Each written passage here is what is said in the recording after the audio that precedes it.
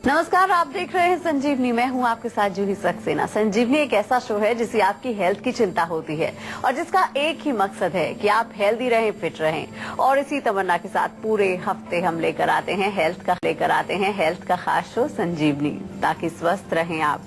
हमारे साथ हैं विश्व प्रसिद्ध आयुर्वेदाचार्य डॉक्टर प्रताप सिंह चौहान जी। डॉक्टर साहब, बहुत बहुत स्वागत है। Thank you very much. बदलते मौसम में सावधान रहने की हमें बहुत जरूरत होती है, वरना जरा सी लापरवाही परेशानी का कारण बन सकती है। खासकर आपका शरीर कमजोर है तो थोड़ी सी लापरवाही आपकी सेहत के लिए महंगी साबित हो सकती है। संजीवनी के आज के एपिसोड में हम डॉक्टर चौहान से जानेंगे कि इस मौसम में खुद को कैसे आप स्वस्थ और सुरक्षित रख सकते हैं। साथ ही संजीवनी टिप्स में जानेंगे कम खाएं, सेहत पाएं। लेकिन उससे पहले जान लेते हैं बदलते मौसम में क्यों हो जाते हैं आप बीमार।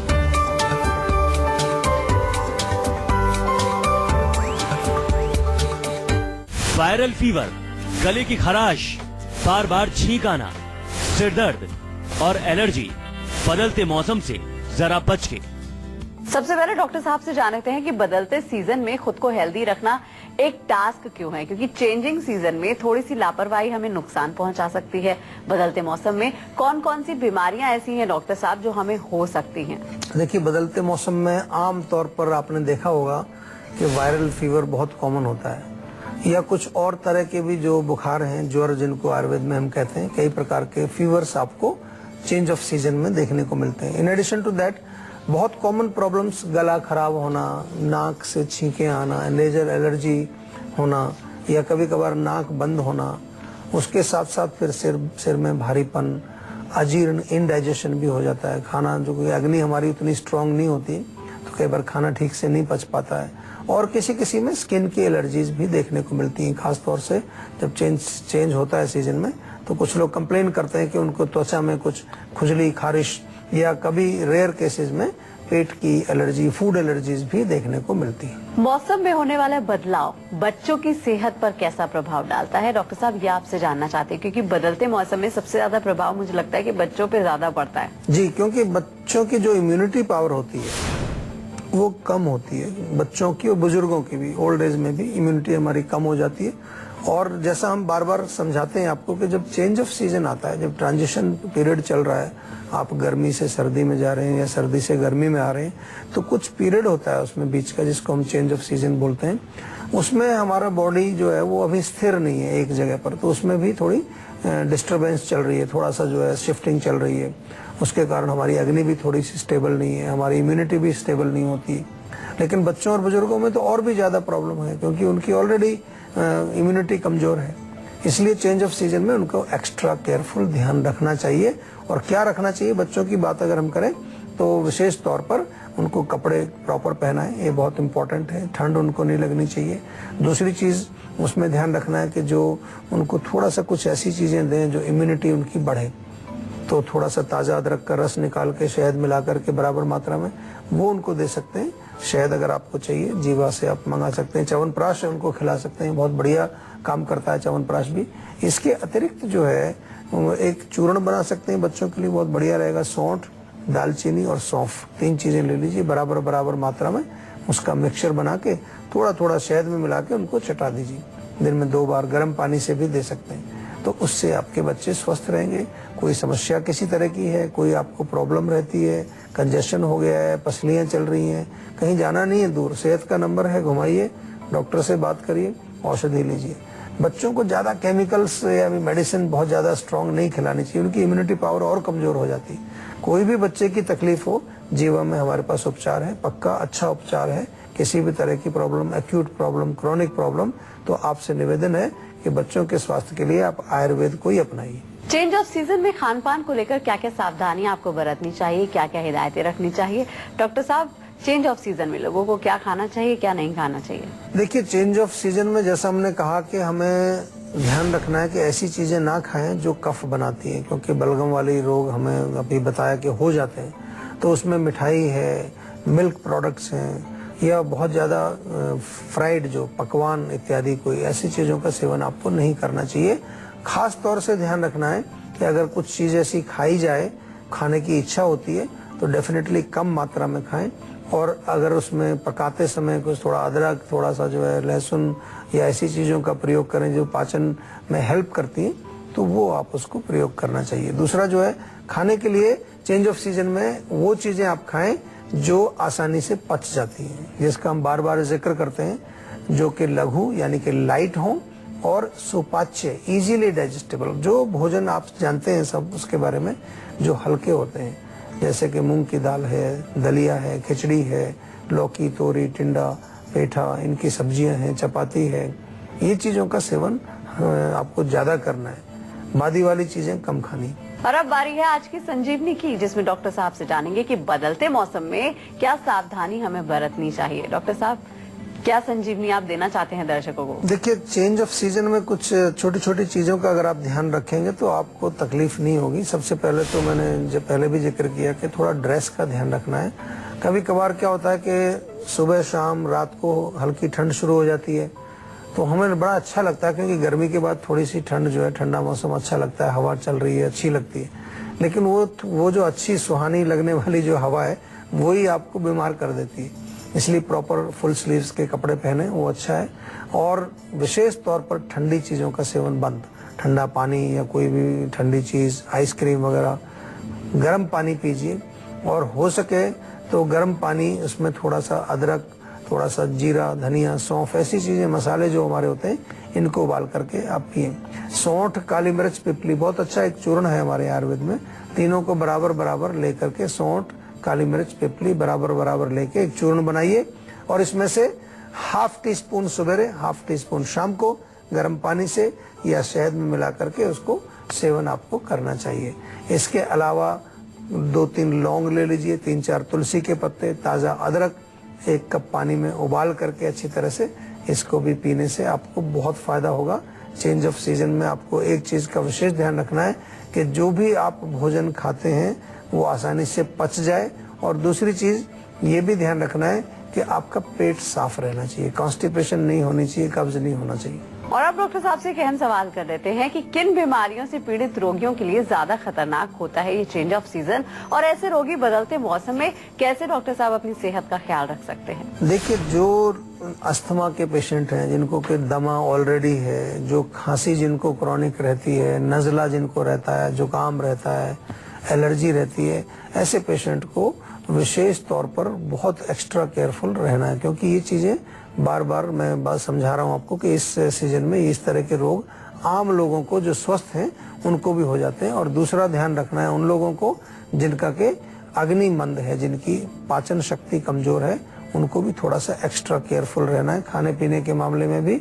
और साथ में जो है क्या वो चीजें खा रहे हैं वो भी उनको अच्छी तरह से देख करके और फिर खाना चाहिए। एक कॉलर हमारे साथ जुड़ गए हैं, राजेश है मध्य प्रदेश से। क्या जानना चाहते हैं आप? सर, मेरे पेट में सर दर्द रहता है, मड़ोड़ रहता है सर पिछले 5 सालों से, और लैट्रिन जो होती है उसमें सर आंव की तरीके से आता है। तो मैंने दिखाया था डॉक्टरों को, तो उन्होंने बताया कि आपको कोलाइटिस सर। जी देखिए, कोलाइटिस तो बता दिया आपको, और बहुत अच्छा बताया उन्होंने, क्योंकि कोलाइटिस का मतलब होता है कि आंतों में सूजन आ गई है। लेकिन वो सूजन आई क्यों?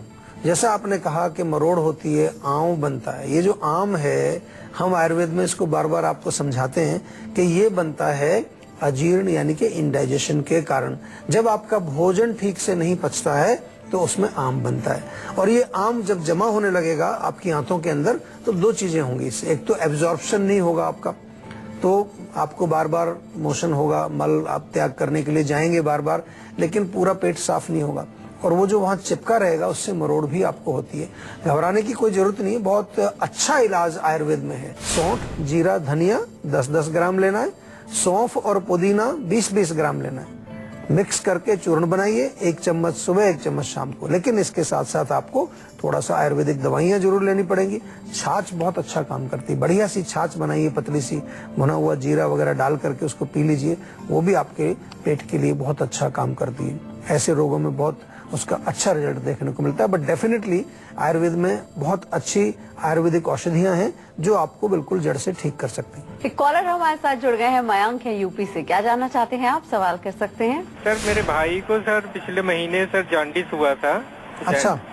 और इसके बाद जो है सर अभी उसके शरीर में खुजली बहुत ज्यादा होती, तो डॉक्टरों ने जांच कराया था तो बिलिरुबिन पता चला कि 24 हो गया सर। अच्छा, 24? तो काफी ज्यादा हो 24 हो गया है सर, तो बहुत ज्यादा हम परेशान हैं सर, क्या करें उसके लिए? नहीं तो कहाँ रहते हैं भाई आपके? सर मध्य प्रदेश में। अच्छा देखिए, सबसे पहले तो मैं ये कहूंगा कि रोग को समझना जरूरी है कि लिवर खराब क्यों हो रहा है, क्यों उनका लिवर फंक्शन नहीं कर रहा है। बहुत सारे कारण होते हैं। केमिकल्स एक बहुत बड़ा कॉज है, केमिकल मेडिसिन उसमें कॉज है, अल्कोहल एक बहुत बड़ा कॉज है, और भी कुछ इंटरनल कोई इन्फेक्शन कई बार आजकल लिवर में बहुत ज्यादा हो रहे हैं, हेपेटाइटिस वगैरह हो रहे हैं। तो ये चीजें हमें पहले इन्वेस्टिगेट कराना चाहिए अच्छी तरह से, व्हाट इज द कॉज।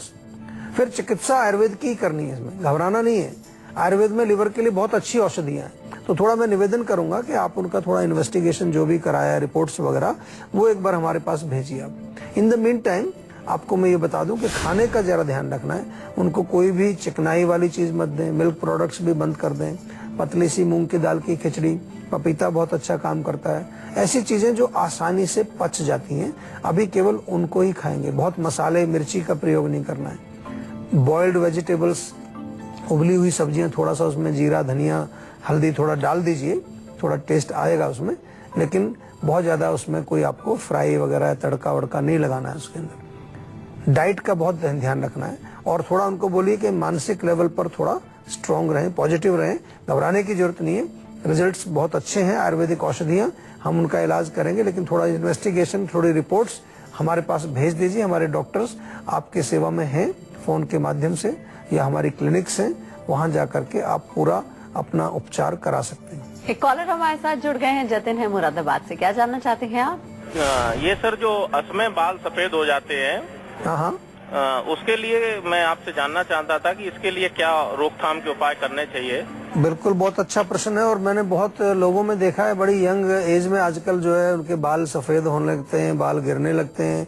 तो सिंपल सी चीज, बहुत बारी इस पर जिक्र पहले भी हुआ है, काफी लोग ऐसा प्रश्न पूछते हैं। सबसे पहले तो आपको ये देखना है कि आपके शरीर में गर्मी तो नहीं है ज्यादा, कहीं पित्त तो नहीं बढ़ा है। पित्त बढ़ना एक इसका मूल कारण है। पित्त जो है वो हीट है, हीट जो है वो जलाने का काम करती है। जैसे घास है और बहुत तेज धूप हो, गर्मी बहुत ज्यादा हो, तो घास क्या होती है, सूख जाती है। ऐसे ही बाल हमारे, उनका कलर चेंज होने लगता है। तो आपने पूछा कि क्या करना चाहिए। सबसे पहले तो पित्त वर्धक भोजन जो है, मिर्ची, अचार, खटाई, ये इस तरह की जो गर्म चीजें, ताशीर जिनकी गर्म है, नॉनवेज, अल्कोहल, तम्बाकू, कैफीन, चाय, कॉफी, बहुत ज्यादा जो है मिर्ची, इनका सेवन नहीं करना है।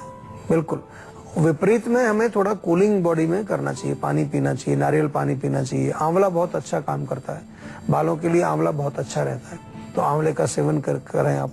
और कुछ आयुर्वेदिक तेल हैं हमारे पास बहुत अच्छे, कुछ आयुर्वेदिक हमने हेयर टॉनिक्स बनाए बहुत अच्छे, बहुत लोग प्रयोग करते हैं, पूरे वर्ल्ड में लोग इसका इस्तेमाल करते हैं, बहुत फायदा होता है लोगों को।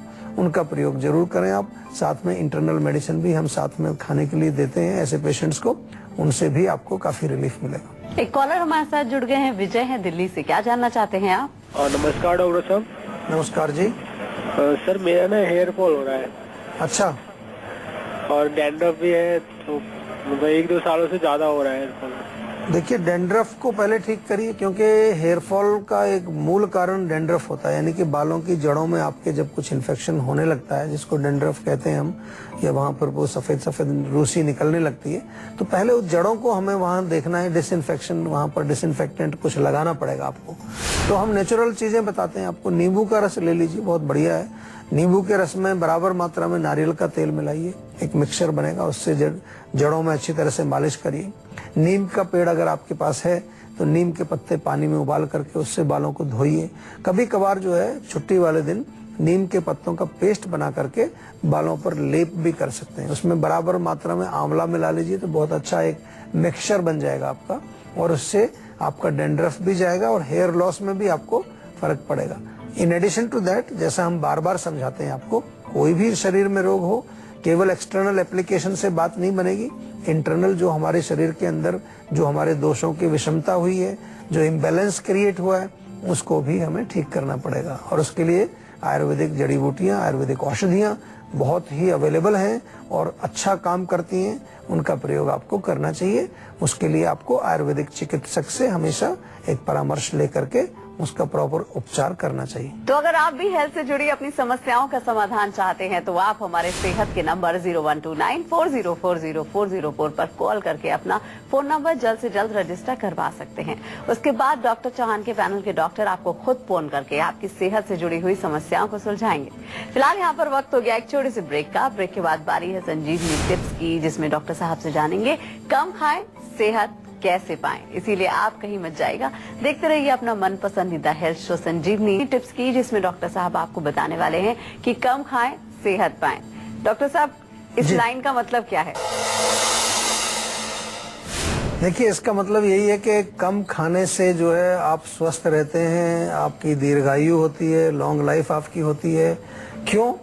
क्योंकि अगर आप लिमिटेड खाएंगे, कम खाएंगे, तो आपके जो ऑर्गन्स हैं, आपका हार्ट है, किडनी है, सबको जो है ज्यादा काम नहीं करना पड़ेगा। जितना हम ज्यादा खाते हैं उतना ही ज्यादा काम करना पड़ता है। लेकिन ज्यादा खाने से ऐसा नहीं कि हमें ज्यादा शक्ति मिल जाती है, ये हमारी गलतफहमी है। ज्यादा अगर खाएंगे तो पच नहीं पाएगा, पचेगा नहीं तो आम बनेगा, और आम जो है फिर जगह जगह जाकर के डिपॉजिट होगा, हमारे शरीर में अनेक प्रकार के रोग पैदा करेगा। और अगर रोग पैदा हो गए तो हम फिर स्वस्थ तो नहीं रहे, हमारी सेहत खराब होगी। तो इसलिए हमें खाने पर विशेष ध्यान देना है। और आयुर्वेद में तो हम यहाँ भी कहते हैं कि केवल मात्रा का ध्यान नहीं रखना है, नॉट ओनली क्वांटिटी, क्वालिटी का भी ध्यान रखना है। ऐसा नहीं कि आप कहें कि मैं थोड़ा कम पिज्जा खा लेता हूँ, या थोड़ा सा कम समोसा खाता हूँ, या मैं कम जो है जंक फूड खाता हूँ, तो उससे भी मेरे को सेहत मिलेगी क्या? नहीं। इसलिए हम यहाँ पर ये भी समझाते हैं कि कम खाना है लेकिन अच्छी क्वालिटी का फूड खाना है, जंक फूड नहीं खाना है। और जो चीजें जिनमें बहुत ज्यादा प्रिजर्वेटिव्स, केमिकल्स, बहुत ज्यादा प्रोसेस्ड फूड जो होते हैं, उनका सेवन नहीं करना है। और यहाँ पर खाने का एक और मतलब मैं समझा दूं, हमारे यहाँ जब भोजन की बात करते हैं तो ऐसा नहीं कि जो हम मुंह से खाते हैं वही हमारा भोजन है। क्या देखते हैं, क्या सुनते हैं, यानी कि जो मन है हमारा, उसको भी कॉन्टिन्यूसली हमें भोजन नहीं खिलाना है। आजकल ऐसे ही चल रहा है, हर समय लोग व्हाट्सएप पर लगे हुए हैं, हर समय जो है कुछ ना कुछ कंप्यूटर, टेलीविजन, उसमें वो एंगेज रहते हैं। That means we are eating all the time. तो वहां पर भी थोड़ा कमी करनी है, थोड़ा सा रेस्ट करना है, रिलैक्स करना है, थोड़ा सा माइंड को भी हमें रेस्ट देना है। नहीं तो जो हमारी मेंटल अग्नि है तो वहां पर फिर पचा नहीं पाएगी उसको, और फिर मेंटल आर्म बनेगा वहां जाकर के, वो बहुत ज्यादा खतरनाक होता है, कई प्रकार के मानसिक रोग पैदा करता है। तो डॉक्टर साहब, बहुत बहुत शुक्रिया इतनी सारी जानकारी देने के लिए। Thank you very much. आशा करते हैं डॉक्टर साहब ने आपको जो भी उपाय बताए हैं उन्हें अपनाने से आप हमेशा सेहतमंद रहेंगे।